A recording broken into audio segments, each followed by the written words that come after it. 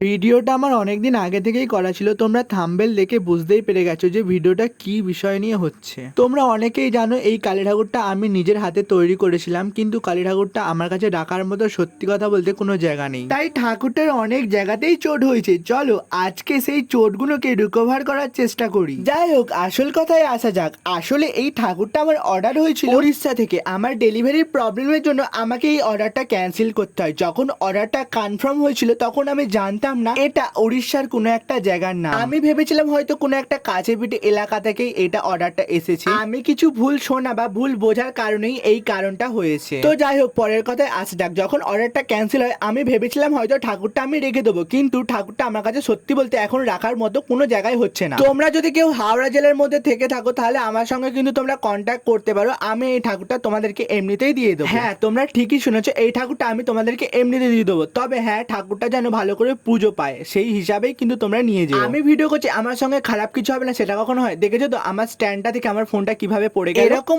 অনেক ছোটখাটো বাধা কিন্তু তোমাদের লাইফে আসতেই থাকবে। এইসব ছোটখাটো বাধাগুলোকে অতিক্রম করে তোমার স্বপ্নের দিকে এগিয়ে গেলেই তবেই কিন্তু তোমার স্বপ্নটা পূরণ হবে। বড়রা যারা ভিডিওটা দেখছো আমাকে কিন্তু ক্ষমা করো, ছোট মুখে অনেক বড় বড় কথা বলে ফেললাম। চলো এবার কাজের মধ্যে ফোকাস দেওয়া যাক।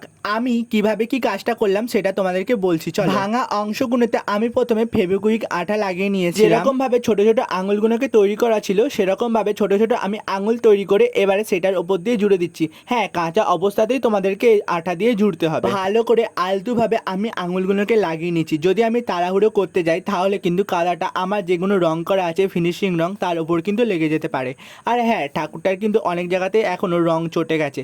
সেই রংগুলোকেও কিন্তু আমি পরবর্তীতে করে পোস্ট করার চেষ্টা করব।